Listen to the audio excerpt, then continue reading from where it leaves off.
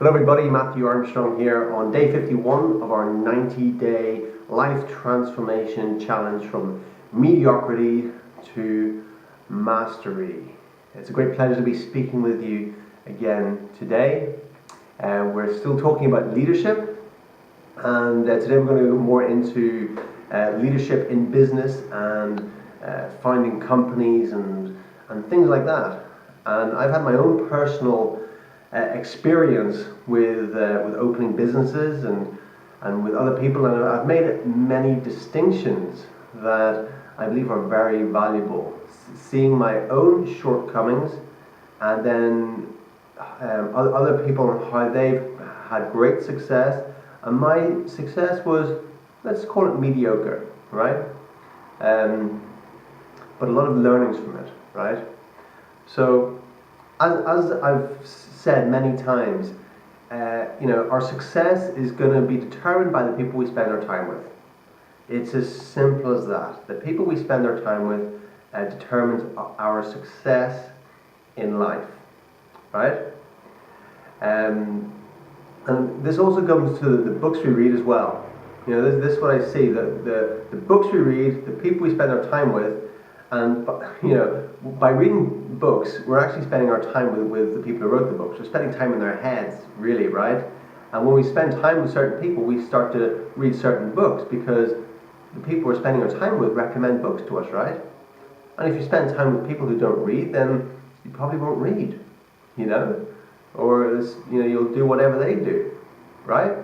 So the books we read, people we spend our time with, that generally determines our success. So it will lead a trail. So look back and look at the people you spent your time with over the last decade. Look at the books you've read over the last decade and see where you are in life right now. And that's going to be a big indicator of exactly where you are through looking at the people you spent your time with and the books you've read. If you were just to send me a list of the books you've read over the past 10 years and the people you spent your time with, I could probably give you a fairly accurate description of what your life looks like. Yeah, for most people, for sure. And I can see that for myself. I remember years ago, when I first started coming out of being employed into self-employed and opening businesses back in my 20s. And I was thinking quite small. I'd never read any books on business, right? But I wanted to open businesses. And so I remember opening small businesses, but there was always a limitation there. There was a limitation of, I really value freedom. I don't want to be attached to something so much that I'm like married to it, like married to a business. I want to be able to go and travel and not think that I have to be there for my business the whole time. Various things like that, right?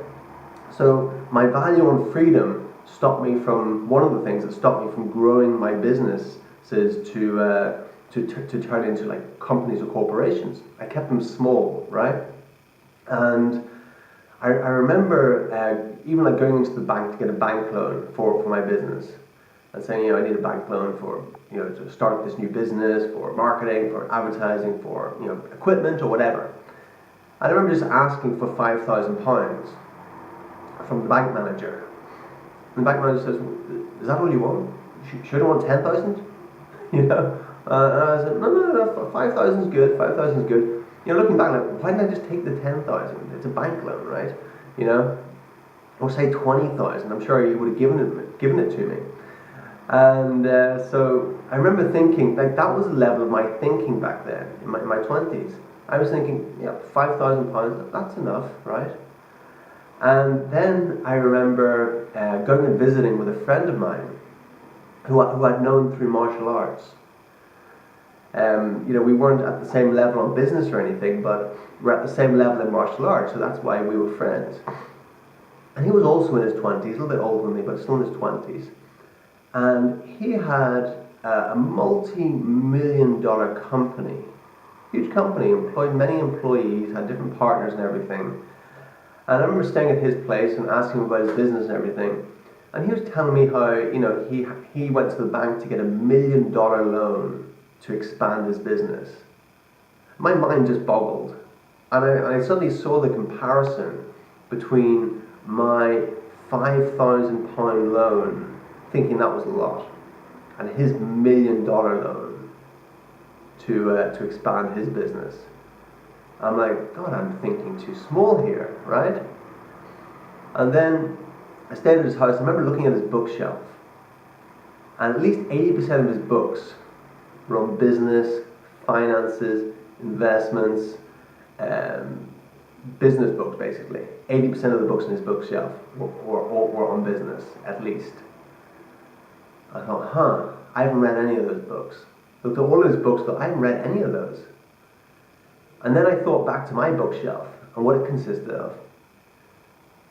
Books on spirituality, books on health, books on nutrition, books on martial arts, books on personal development, which is all important stuff, right? All important stuff. But I had no books on investing, no books on how to grow a business, no books on that. No books on entrepreneurship. So I thought, And then I went to his business, saw the people he was spending his time with, his other partners in that business. And saw that, oh yeah, well, he's spending his time with these people. These are serious business guys here, you know. These are serious entrepreneurs, right? And then I saw the people who I was spending my time with who were playing at a much smaller level business-wise. Many of them weren't even in business. Many of them were employed.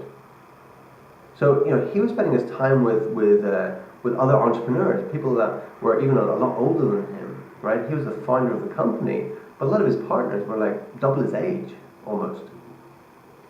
And for me, I'm thinking, well, I could see a huge gap, a huge difference from the books I read, the people I spent my time with, to the books that he read, the people he spent his time with. And he had this multi-million-dollar business employing many, many employees, very, very successful. And I thought, and there was a lesson for me. So it's the people I'm spending my time with, and it's the books I'm reading. And so just look at, let that reflect on you. You know, what books you're reading, who you're spending your time with. If you want to build a business, if you want to build a company, or whatever, then, you know, read 20 books on business, investing, finances, entrepreneurship. You'll be way ahead of the game. And as you read those books, you'll be able to spend your time with people who are playing at a level you want to play at, right? Because if someone comes to you and they don't have a clue what they're talking about, they can't actually bounce off you with information or anything, then you're not going to really want to spend your time with them. It's like going and playing tennis against someone who's at such a lower level. Well, sure, you can help them along, but it's not really fun. You don't want to play with them every time. You know, you can give them some pointers. Oh yeah, play like this. Now go and play with someone your own level, right? So then you can play with someone who's at your level. So then you can grow and become a better tennis player. Someone who challenges you, right?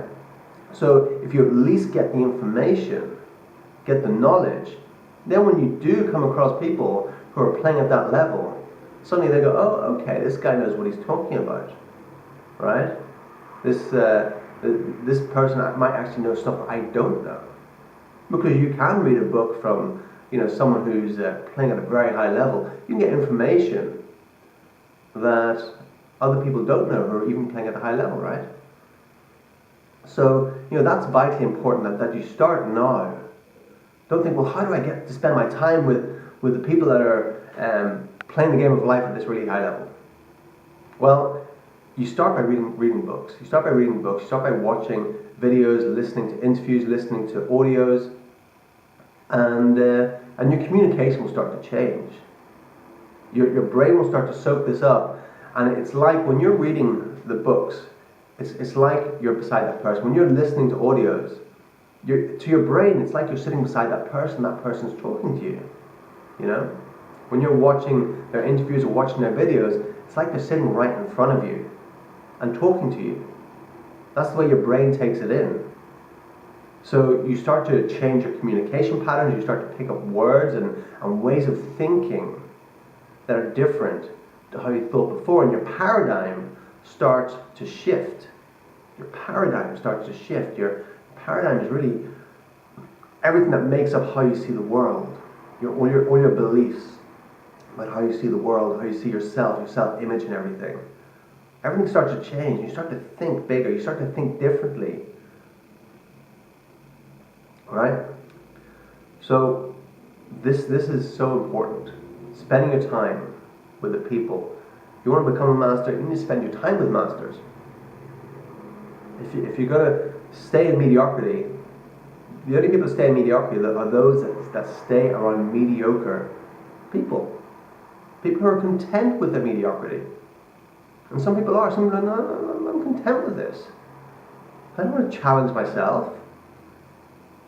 Many people are in their comfort zone. They don't want to challenge. They don't want to be challenged by other people. And so when other people come into their sphere that are maybe living at a higher level, that challenge them in certain ways that they feel in a way minimized beside, they get uncomfortable. And they say, well, I don't want to spend my time with that person because they feel uncomfortable about where they are. But that's not a bad thing, you know. Sometimes that happens to me. I get in the company of someone who's playing at a higher level. I feel a bit uncomfortable with them. But I realize that that's me being challenged. That's me being challenged to raise my own level to a higher level. So I welcome it. I welcome it in all areas of life. So that's, if you want to get out of that comfort zone, if you want to get out of mediocrity, then when someone comes along that's playing at a higher level, is raise up to that. Because you will feel uncomfortable around them, right? I remember, what's his name? He's a worldwide known hypnotist, stage hypnotist. Silva, his second name is Silva. I remember him saying, I was watching one of his events, and he was saying that, you know, he's a multi-millionaire. I think he has an excess of 100 million. And he got to spend some time with Richard Branson. He went to Richard Branson's island and spent some time with Richard Branson. And he said the whole time he was with Richard Branson, he felt uncomfortable. And he left and he felt like irritated and uncomfortable for about 3 days afterwards. And he couldn't work out why. And then he suddenly realized that he wasn't used to spending time with billionaires, because his value was on finances, right? He was a multi-millionaire. He was a, whatever you call it, 100 millionaire or whatever. And suddenly he was in the presence for a good amount of time of a multi-billionaire. And that made him feel uncomfortable because he was living at a lower level. He was thinking at a lower level. So what did that make him do? That made him start to think differently. New ideas came to him about what he could do to then expand what he really valued. So no matter where you are, there's always another level, and you can always go there. So never think that you've arrived. Never think you've arrived. Always be looking to grow. Continuously grow, continuously learn, continuously expand who you are and what you value most. So let's continue with our reading.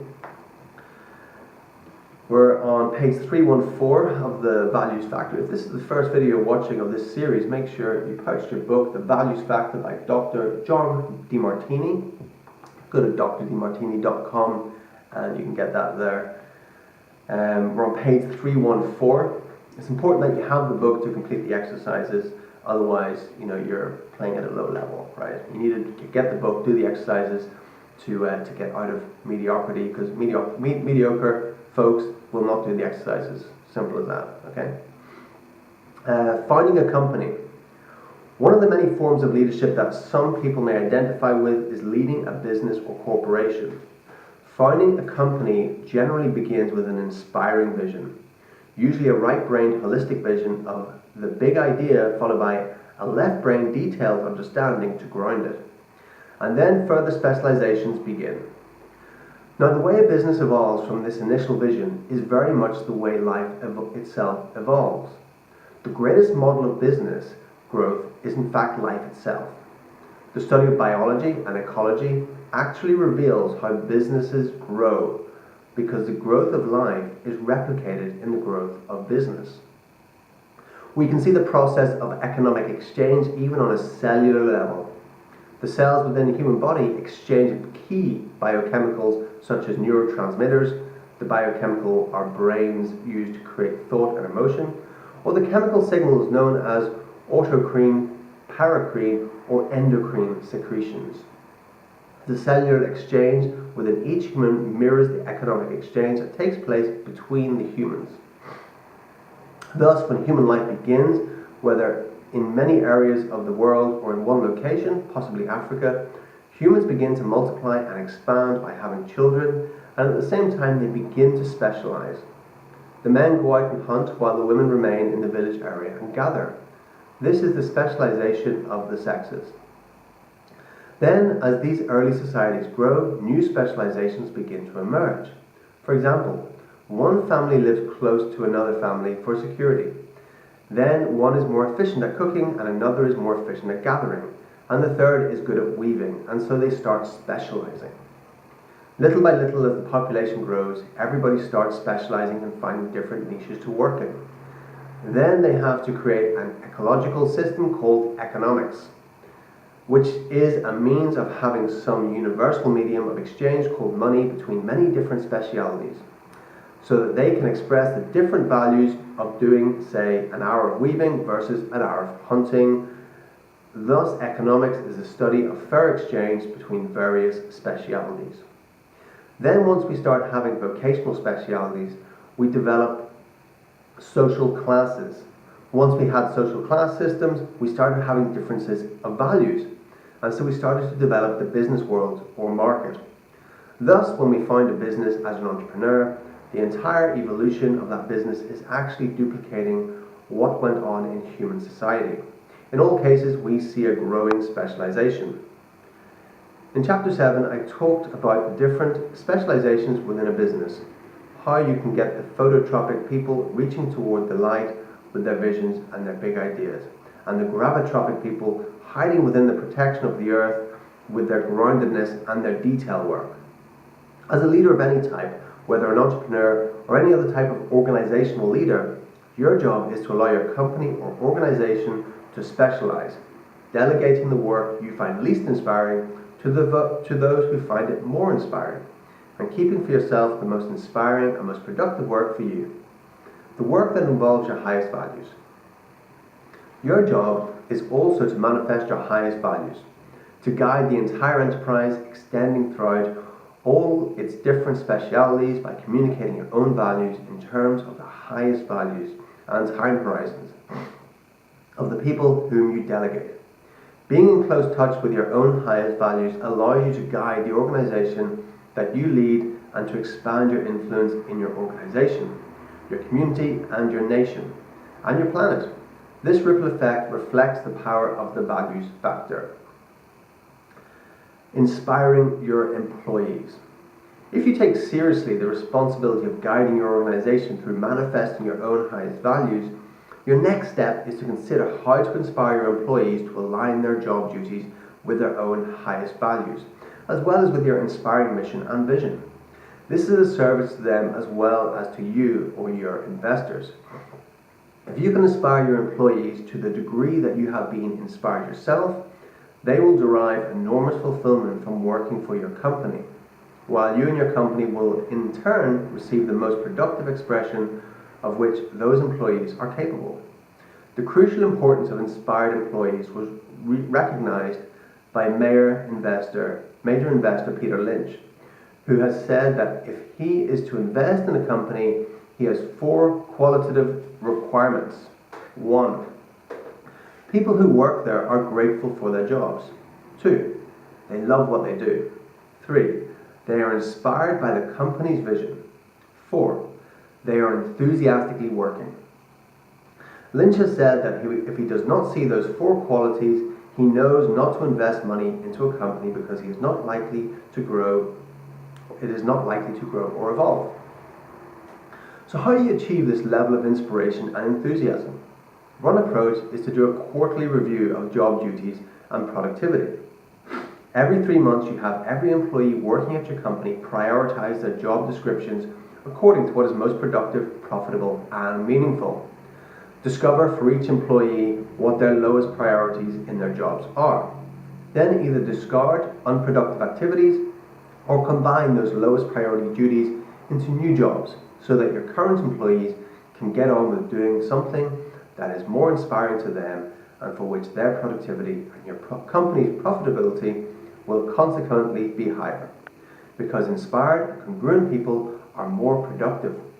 This extra productivity allows you to create new jobs, which helps to grow the economy.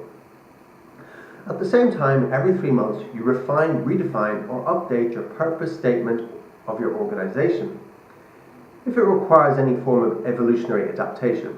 In that way, you continually clarify what your company is striving for, which gives you the basis for developing your vision and your specialized teams. And now you can communicate the vision and the highest values of your company, which are congruent with your own highest values, to every single person who works for you. As we've seen, you want to communicate your own highest values in terms of your employees' highest values. You want to go through with them the process you went through in Chapter 7, where you help them link their highest values to the highest values, purpose and vision of your company, so that they see every 3 months exactly why their job is helping them achieve what is most important to them. That is the way to have productive employees who will take fewer sick days, who will work that extra amount when you need them to, who will mobilize their attention surplus order, retention surplus order, and intention surplus order toward producing their greatest job performance for your company, of which they are capable. This is the way to have grateful employees who literally cry tears of gratitude for the opportunity to fulfill their highest values through working within your and their company.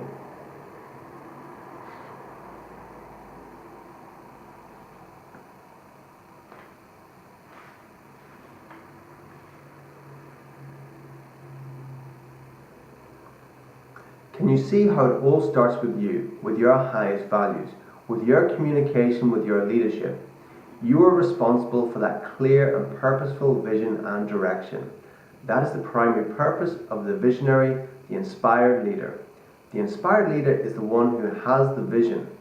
If you are an inspired leader, you are to translate your vision into objectives that are tangible for every single specialized employee in every department, so together you can all bring your inspiring mission of service to the world. There endeth our reading for today. Very, very, very in-depth, right? Very profound, the way Dr. Demartini explains a business and holistically how it is and how it relates to human biology and the ecology of the world and nature and everything like that. It's very profound, very, very profound. There's so much in there to grasp. So it's amazing to be able to get inside his head to see how he functions and how he sees the world. Very, very powerful stuff. So that's it for today again. Look forward to seeing you again tomorrow for day 52. And if you haven't completed some of the previous exercises, not doing any exercises today, go back and make sure you spend maybe 20 minutes a day going through the various exercises. It'll be time very well spent. And if you haven't already got on my subscriber list, click the link below, put in your email address, and you can get on my subscriber list, and you'll receive daily updates and various things I'm sending out. A lot of very, very cool stuff. So you want to be on that, you want to be getting that. And if you want to join my Financial Freedom Tribe, then you can click on the link below and find out more information about that. If you want to get on the path to financial freedom, having an online business, and develop your leadership through that as well. Okay, thanks for watching. Remember to click on that link below now to get started, and I shall see you again tomorrow.